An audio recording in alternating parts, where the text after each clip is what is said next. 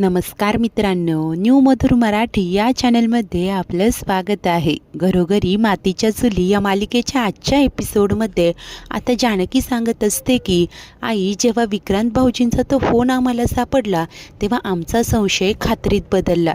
तेव्हा शर्वरी विचारते की काय ग, तुम्ही असं नक्की काय पाहिलंय ग त्या फोनमध्ये? तेव्हा जानकी सांगते की विक्रांत भाऊजी आणि नानांचं चॅटिंग। हो आई, मला कळतंय हे सगळं बघता तुम्हाला खूप त्रास होणार, परंतु आई, तुमच्या तब्येतीवर येईल इतकाही त्रास नका करून घेऊ स्वतःला। तेव्हा मी ठरवलं होतं की शर्वरी वंशांना याचा जाब विचारायचाच। आता हे सगळं काही सर्वच जण अतिशय धक्क्याने ऐकत असतात। तर पुढे जानकी सांगते की आई, नानांना विक्रांत भाऊजींनी मेसेज केला होता की त्यांना शर्वरी वंश आणि राहुल भाऊजींच्या अफेअरबद्दल कळालंय। हे ऐकताच सुमित्रा, ऋषी, सारंग धक्क्यानेच पाहू लागतात। तर पुढे जानकी हेही सांगते की एवढंच नाही आई, तर या दोघांनी त्यांच्या नावे पैसे उचलले होते आणि ते पैसे उधळले होते। या सगळ्याचा विक्रांत भाऊजींना खूप त्रास झाला होता आणि म्हणूनच तर त्यांनी नानांना बेंगलोरला बोलावलं होतं। आई, तुम्हाला आठवतंय ना, नाना बेंगलोरला जायला निघाले देखील होते। तेव्हा तर सुमित्रेला देखील कशा प्रकारे एके दिवशी अचानक नाना बेंगलोरला निघाले होते ते सर्व काही आठवत असतं आणि ती धक्क्यानेच विचारते की अगं काय सांगते काय? तेव्हा जानकी म्हणते की हो आई, परंतु नंतर मुंबईहूनच नानांना पुन्हा परत यावं लागलं। मात्र शर्वरी आणि राहुलच्या चेहऱ्यावरचे रंगच उडालेले असतात। तर पुढे जानकी सांगत असते की आई, नाना मुंबईहून परत फिरले होते कारण त्यांना विक्रांत भाऊजींनी सांगितलं होतं की त्यांच्यात आणि शर्वरीमध्ये सगळं काही सॉर्ट आऊट झाल्या गेल्या प्रकाराबद्दल शर्वरीने त्यांची माफी मागितली आणि ती पुन्हा राहुलला कधीच भेटणार नाही। आई, अहो, विक्रांत भाऊजींचं शर्वरी वंशांवर खूप प्रेम होतं, म्हणूनच तर झाला गेला सगळा प्रकार विसरायचं त्यांनी ठरवलं होतं। त्यांना त्यांचा संसार सुखाचा हवा होता आणि त्यांनी नानांना देखील सांगितलं होतं की झाल्या प्रकाराबद्दल तुम्ही शर्वरीशी काहीच बोलू नका। त्यांनी शर्वरी वंशांना माफ करायचं ठरवलं होतं। आता तेव्हा सौमित्र धक्क्याने विचारतो की वहिनी, अगो काय बोलते हे सगळं तू? तेव्हा ती सांगते की होय भाऊजी, हेच सगळं खरं आहे। तुम्हाला आठवतंय का, जेव्हा इथे शर्वरी वंश आल्या होत्या तेव्हा त्यांनी नानांकडे पैसे मागितले होते। हेही सांगितलं होतं की विक्रांत भाऊजी पैशांसाठी त्यांना त्रास देत आहे। त्यांनीच नानांकडे पैसे घ्यायला पाठवलं, परंतु असं काहीही नव्हतं भाऊजी। आणि मुळात जर का विक्रांत भाऊजी आणि नानांमध्ये काही वादच नव्हते तर त्यांनी नानांना मारण्याचा प्रश्नच येत नाही। हे सगळं शक्यच नाहीये, असं अतिशय ठामपणे जानकी बोलत असते। तेव्हा ऋषी आता या शरूला जाब विचारत म्हणतो की जानकी काय बोलते? तेव्हा ती मात्र आव आणून सांगते की हे सगळं खोटं आहे। तेव्हा जानकी सांगते की हो का, तुमच्या म्हणण्यानुसार विक्रांत भाऊजींनी तुम्हाला नानांकडे पैसे घ्यायला पाठवलं होतं। जर का इतर सगळ्या गोष्टी त्यांनी मेसेजवर नानांना सांगितल्या तर मग पैशांबद्दल देखील विचारलंच असतं, परंतु त्यांनी तसं का केलं नाही? आणि मुळात म्हणजे हा कसला योगायोग? मला विक्रांत भाऊजींच्या पाकिटात जे तिकीट सापडलं होतं त्यावरची तारीख, त्याच तारखेला त्यांनी नानांना मेसेज केला होता की आज मी आणि शर्वरी येतोय, फक्त झाल्या गेल्या प्रकाराबद्दल तुम्ही तिच्याशी काहीच बोलू नका, नाहीतर तिला वाईट वाटेल। मग त्या दिवशी तुम्ही एकट्याच कसं काय घरी परत आला? भाऊजी का नाही आले? हो, त्यांनी तर मेसेज केला होता ना की आम्ही दोघेही यायला निघालोय, मग तुम्ही एकट्याच कसं काय परत आलात? ते का नाही आले? आणि मुळात म्हणजे तो मेसेज त्यांचा शेवटचा मेसेज होता, असं म्हणत जानकीने आता या शर्वरीचा मुखवटा फाडलेला असतो। शर्वरीला तर काही सुचेनाचं झालेलं असतं, क्षणभर ती खूप कावरीबावरी होते। आणि आता जानकी सांगत असते की त्यानंतर फक्त नानांनी त्यांना मेसेज केले होते, त्यांनी एकाही मेसेजला रिप्लाय दिला नव्हता।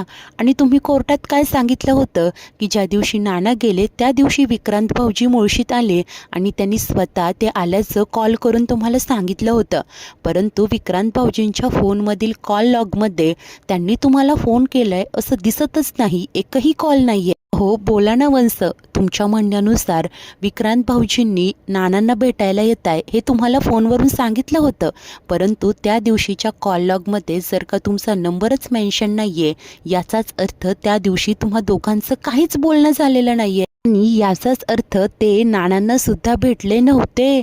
म्हणूनच मला आता या सगळ्याचं उत्तर हवंय, तेही स्पष्टपणे, अतिशय खरेपणाने आणि सगळ्यांसमोर, असं म्हणत आता जानकीने शर्वरीचा सणसणीत समाचार घेतलेला असतो. शर्वरी आणि राहुल तोंड पाडून सगळं काही ऐकत असतात आणि सर्वांच्याच संशयाच्या नजरा आता शर्वरीवर खिळलेल्या असतात. आता पुढे जानकी तिला विचारते की बोला ना वंस, त्या दिवशी नक्की काय घडलं होतं? तर सारंगही पॅनिक होत बोलत असतो की बोल ना ग ताई. तेव्हा शर्वरी आता आव आणून बोलते की 1 मिनिट, हे असं सगळं गोल गोल घुमवून मला विचारलं ना तरी मी काहीही केलेलं नाहीये. तेव्हा जानकी स्पष्टपणे विचारते की हो का, मग नानांना कोणी मारलं? हो, तुम्हाला तर हे माहिती असेलच ना. तेव्हा शर्वरी म्हणते की अरे ते मला कसं माहिती? तेव्हा जानकी सांगते की खरं काय घडलं ते फक्त तुम्हालाच माहिती आहे, म्हणून सगळ्या प्रश्नांची उत्तरं तुम्हाला द्यावीच लागतील, तेही सगळ्यांसमोर. तेव्हा नाटकी शर्वरी बोलते की आता काय प्रश्नांची उत्तरं देऊ मी? हे सगळं ना यांचं कारस्थान आहे माझ्या विरोधात, आणि सगळं ना हिने केलं, हिने, असं म्हणत ती आता ऐश्वर्याजवळ येते आणि तावाने बोलत असते की ए बाई, का माझ्या मागे लागली आहे? काय प्रॉब्लेम आहे तुझं? का एका पाठोपाठ एक माझ्या आयुष्यात प्रॉब्लेम क्रिएट करतीये? असं म्हणत चरू आता ऐश्वर्यालाच दोष देऊ लागते. तेव्हा ऐश्वर्या शांतपणे विचारते की काय, मी काय केलंय? हे बघ, स्वतःच्या स्वार्थासाठी उलट तू वाटेल ते करत आली आहेस. अगं, हे सगळं जे काही घडतंय ना ते तुझ्याच कर्मांची फळं आहेत शर्वरी. या घरात घडणारा प्रत्येक क्लेश, प्रत्येक वाद तमाशा, हे सगळं फक्त तू घडवून आणते. हे सगळं मी वारंवार सर्वांना सांगत होते, परंतु तेव्हा कोणीच माझ्यावर विश्वास नाही ठेवला. त्यामुळे आता तुझं सत्य तर आमच्या समोर आलेलंच आहे, परंतु अजूनही वेळ गेलेली नाहीये शर्वरी. बऱ्या बोलल्याने खरं काय आहे ते कबूल कर. शरू मात्र गप्पच असते. तेव्हा ऐश्वर्या म्हणते की जानकी, अगं पोलिसांना फोन कर. आता पोलिसच हिच्याकडून खरं काय ते वदवून घेतील. पोलीस जेव्हा मारून मारून हिची कातडी सोलून काढतील ना, तेव्हा ही खरं काय ते कबूल करेल. लाव फोन, असं ऐश्वर्या जानकीला सांगते. तेव्हा शरू मात्र धक्क्याने पाहू लागते. तर राहुल पुढे होतो आणि तिला म्हणतो की 1 मिनिट ऐश्वर्या, अगं आम्ही काही बोलत नाही आहोत याचा अर्थ आम्ही खोटारडे आहोत असा होत नाही. आणि काय ग, तू स्वतःला कोर्टापेक्षा जास्त हुशार समजतेस? आणि तो जानकीला बोलतो की वहिनी, अहो काहीतरी समजवा हिला. तेव्हा जानकी सरळ बोलते, मी काय समजावू तिला? ऐश्वर्या काही चुकतच नाहीये, चुकते ती तुमची बायको, जिने कोर्टात स्वतःच्या सोयीप्रमाणे स्टोरी रचून खोटं काय ते सांगितलं आणि स्वतःची सुटका करून घेतली. तेव्हा ही शर्वरी जानकीला धमकावत म्हणते की वहिनी बस ना आता, हे बघ माझे पेशन्स चेक करू नको, मी सांगून ठेवते. तेव्हा अवंतिका पुढे येते आणि म्हणते की काय, पेशन्स चेक करू नको म्हणजे? तुम्ही काय वहिनींना धमकी देताय? काय करणार काय तुम्ही, की जे विक्रांत दादांबरोबर केलं ते आमच्याबरोबर देखील करणार? तेव्हा सुमित्रा पुढे होते आणि वैतागत म्हणते की अगं नका ना भांडू, काय चाललंय हे सगळं? तेव्हा आता अवंतिका शांतपणे उत्तर देते की नाही आई, आम्ही नाही भांडत आहोत, आम्ही फक्त शर्वरी ताईंना जाब विचारतोय. आणि मलाच सांगा, जर का त्या खरंच इतक्या इनोसंट आहेत, त्यांनी काहीच केलं नाहीये, मग त्या का इतकं रडताय, का कांगावा करताय? ती शर्वरीला देखील म्हणते की ऐका ना शरुताई, त्यापेक्षा तुम्ही जे काही केलंय ते खरं खरे मान्य करून टाका ना, खरं सांगा ना. तेव्हा शर्वरी बोलते की काय, आता मी किती वेळा आणि कुठल्या पद्धतीने सांगू खरं काय आहे ते? जी काही खरी बाजू होती ती मी कोर्टात सांगितली आणि तिथे मी निर्दोष सिद्ध देखील झाले. त्यामुळे आता मी काय तुम्हाला सतत उत्तर द्यायला, एक्सप्लेनेशन द्यायला बांधील नाहीये. आणि हो बरं का, तुम्हाला जे काही तुमच्या सोयीने खरं माझ्याकडून वदवून घ्यायचंय ना, ते खरं नाहीये हं माझ्याकडे, असं म्हणत तिच्या चोराच्या उलट्या बोंबा सुरू होतात. तेव्हा ऋषी म्हणतो की शरू, अगं शांत हो, हेच सगळं तू शांतपणे देखील सांगूच शकते ना. जानकी, ऐश्वर्या, तुला जे विचारताय त्या प्रश्नांची तूच खरी उत्तर दे आणि सिद्ध करून दाखव ना, या तिघीही तुझ्यावर खोटे आरोप करताय.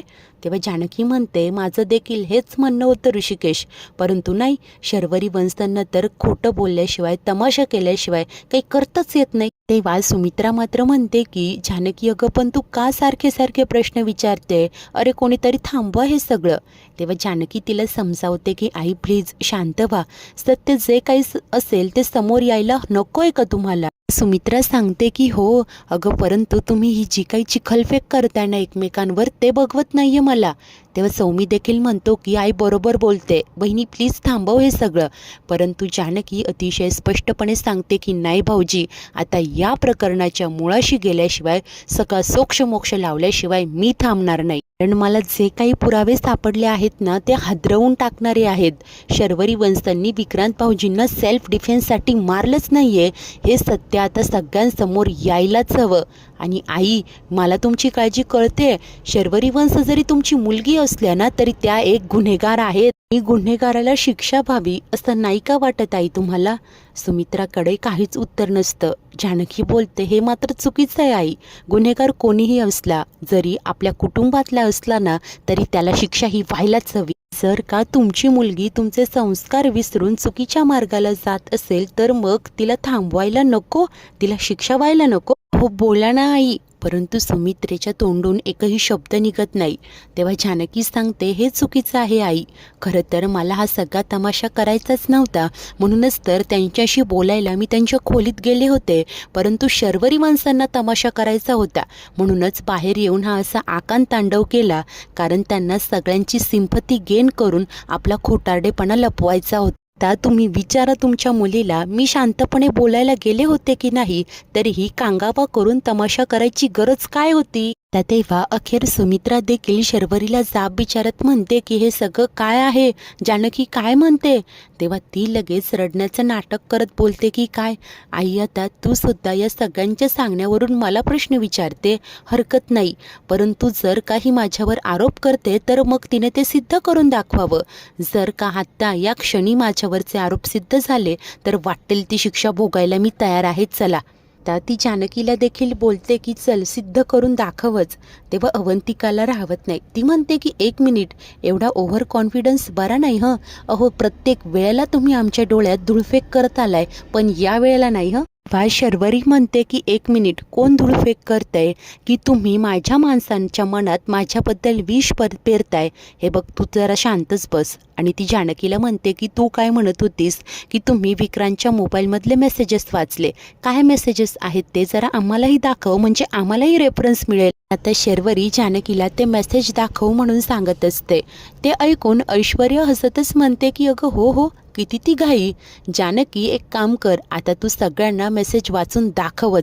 तेव्हा जानकी मोबाईल काढते आणि मेसेज ओपन करते. परंतु हे काय घडलेलं असतं, मेसेज डिलीट झालेले असतात.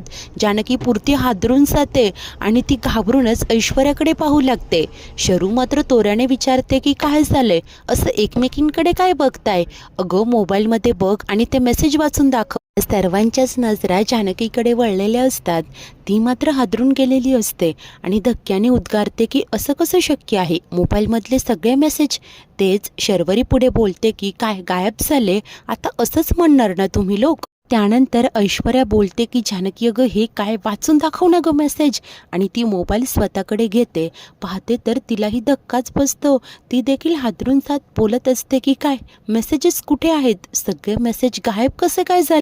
ते पाहता शर्वरी मुद्दामहून राहुलला बोलत असते की काय रे, या तिघींच्या चेहऱ्यावरचे रंग उडाल्यासारखं नाही का वाटते? कुठे गेले मेसेज? दाखवा ना आम्हाला देखील वाचून. आणि जर का मेसेज नव्हतेच, तर मग कशाच्या बेसिसवर तुम्ही इतक्या वेळेपासून माझ्यावर आरोप करत होता? तेव्हा जानकी ऐश्वर्याला विचारते की हे मेसेज गायब कसे झाले?